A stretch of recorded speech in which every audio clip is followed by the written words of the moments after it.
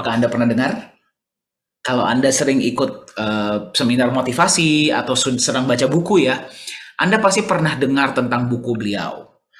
Robert Kiyosaki menulis sebuah buku yang bernama Rich Dad Poor Dad. Ya, buku ini menjadi fenomena internasional dan membantu sangat banyak individu di luar sana. Ya, mereka itu jadi bisa sejahtera, lebih memahami cara mengolah keuangan mereka dengan lebih baik. Salah satunya saya. Saya pun belajar banyak dari beliau. Nah, buku beliau kalau misalkan dirangkum ada beberapa poin-poin penting ya. Anda boleh baca, Anda silahkan pelajari atau bukan Anda boleh ke YouTube dan mencari ya materi-materi dari Robert Kiyosaki. Beberapa poin-poin penting yang beliau sampaikan mengenai bagaimana caranya orang-orang yang sejahtera itu menjadi sejahtera. Di sini ada beberapa poin yang menarik ya. Mari kita lihat nomor 5. Kalau misalkan kita terjemahkan, poin nomor 5 berkata seperti ini. Anda setuju nggak? Orang-orang yang sejahtera, orang-orang yang kaya raya, mereka lebih berfokus kepada aset ketika orang-orang lain terlalu fokus meningkatkan peningkatan pendapatan mereka. Jadi orang kaya, orang sejahtera fokus untuk menimbun aset, orang yang biasa-biasa saja lebih fokus cari income tambahan, cari uang tambahan. Itulah kenapa orang-orang yang benar-benar sejahtera itu bisa memiliki waktu ketika orang-orang lain masih harus sibuk bekerja. Ya, kalau misalkan kita lihat nomor 8, beliau berkata seperti ini, jika saya ingin punya sesuatu, saya harus mendapatkan cash flow atau pendapatan yang cukup dari aset saya untuk bisa membeli hal tersebut. Kembali, mayoritas dari kita, saya pun pernah melakukan kesalahan ini. Kalau misalkan kita suka sesuatu, kita dapat gaji atau kita dapat komisi, ya, income kita langsung kita gunakan untuk membeli sesuatu yang kita inginkan. Orang sejahtera menimbun aset dulu. Aset itu menghasilkan untuk mereka, ya, baru kemudian hasil dari aset tersebutlah yang mereka gunakan untuk beli apa yang mereka inginkan. Ini perbedaan yang sangat besar bagi Anda yang sedang mendengarkan. Ya, perbedaannya adalah Anda harus bekerja atau tidak di kemudian hari. Ya, kalau kita lihat nomor 9,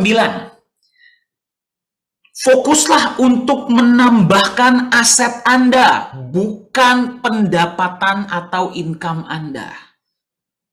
Ya, jadi kalau misalkan kita lihat dari nomor 5, nomor 8, dan nomor 9 ini, kalau misalkan Anda bisa tarik benang merahnya, Robert Kiyosaki setelah belajar dari sangat banyak orang-orang yang sudah sejahtera di luar sana, mengatakan bahwa satu-satunya cara agar Anda bisa menjadi benar-benar sejahtera di masa depan adalah dengan memiliki aset yang bekerja untuk Anda. Nah, mari sekarang kita lihat ya, perbedaan cara mengolah keuangan ketiga kelompok yang ada di luar sana. Kembali, saya tidak di sini untuk membicarakan siapapun ya. Ini adalah data. Ya, ini adalah data. Jadi kalau kita masih melakukan kesalahan, mari kita belajar untuk memperbaiki ya cara kita mengolah keuangan kita. Ada 3 kelompok. Kelompok pertama adalah kelompok yang serba berkekurangan, kelompok menengah, dan kelompok yang kaya raya. Kelompok yang serba berkekurangan, kita lihat ya, cara mereka mengolah uang mereka seperti ini. Dapat pemasukan, misalkan gaji atau komisi, itu biasanya langsung digunakan untuk pengeluaran, misalkan untuk makan, untuk bayar kos, untuk transport, untuk beli HP. Ya, 3 yang pertama masih oke, karena itu adalah sebuah kebutuhan. Kadang-kadang kita gunakan untuk beli HP yang mahal, kita gunakan untuk jalan-jalan dulu. Ya, yang terjadi adalah mereka tidak punya untuk ditabung. Saya harap ini tidak terjadi dengan Anda. Yang terjadi adalah karena tidak ada tabungan, mereka harus terus bekerja seumur hidup mereka. Ya, saya harap ini tidak terjadi kepada Anda. Kelompok yang kedua ya adalah kelompok yang menengah, masih lebih baik daripada kelompok yang pertama. Tapi tetap saja mereka melarat kehidupannya ya. Mereka punya gaji digunakan dulu untuk pasifa ya. Pasifa itu adalah liabilitas. hutang kartu kredit, jadi beli dulu bayarnya nanti. Ya, biasanya seperti itu. Beli HP mahal dicicil, beli motor, beli rumah, ujung-ujungnya jadinya pengeluaran. Ya, kesannya masih lebih baik daripada yang pertama karena bayarnya sekarang, belinya sekarang, bayarnya nanti. Ya, itulah yang namanya liabilitas. Tetapi ujung-ujungnya sama saja karena Anda kena bunga. Bunga itu yang harus Anda bayar, cicilan yang harus Anda bayar, ujung-ujungnya Anda tetap saja harus terus bekerja. Banyak orang, dan saya tidak hanya membicarakan orang-orang yang di luar sana ya, banyak orang-orang yang saya kenal pun masuk di dalam kelompok yang pertama dan yang kedua. Ya, saya tidak bilang ini buruk, ya, ini adalah pilihan. Kalau semua orang mereka ingin tetap bekerja seumur hidup, ya silahkan. Namun kalau misalkan kita ingin pensiun ataupun pensiun dini, harus ada yang kita rubah. Ya. Nah, mari kita lihat yang ketiga. Nah, jadi di sini kita bisa melihat ya bahwa sebenarnya orang-orang yang sejahtera itu tidak berbeda dari kita. Mungkin terkadang mulainya pun di tempat yang sama. Yang berbeda adalah cara mereka mengatur keuangan mereka.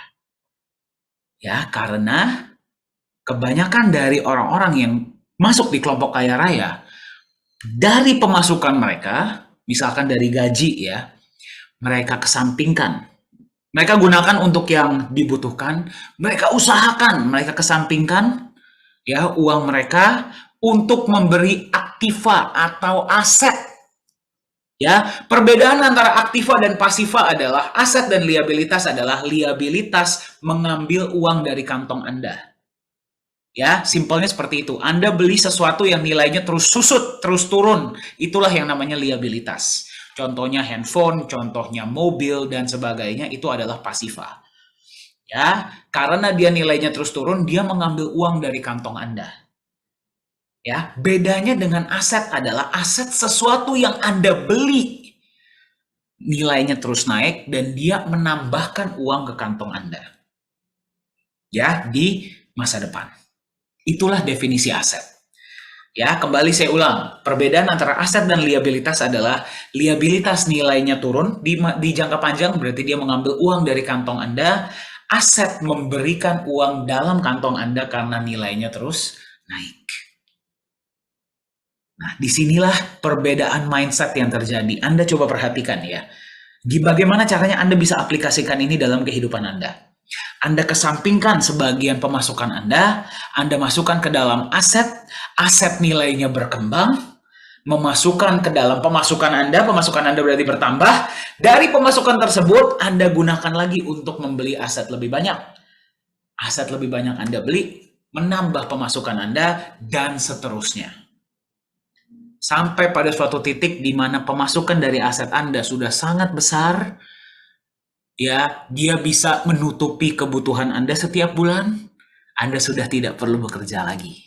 Itulah definisi dari pensiun bagi Anda yang sedang mendengarkan, menurut Robert Kiyosaki. Masuk akal tidak yang saya bagikan hari ini? Masuk akal ya? Silakan dikirim di kolom chat ya.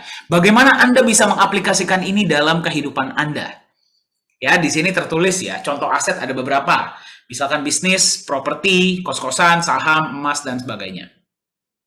Nah, jadi sekarang dari pemasukan Anda, apakah Anda mau beli liabilitas terlebih dahulu atau Anda mau beli aset yang bisa membuat Anda sejahtera di masa depan?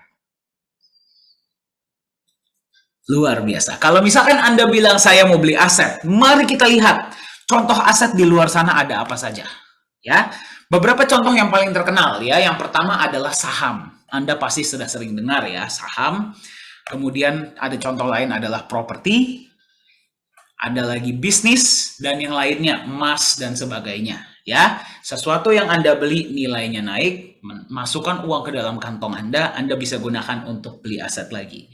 Ya, menurut Warren Buffett itulah yang namanya compound interest.